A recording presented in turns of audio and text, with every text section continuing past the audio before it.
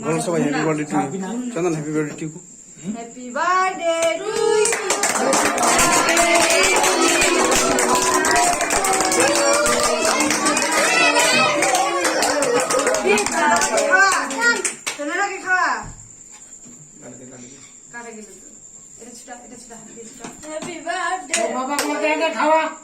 Pranab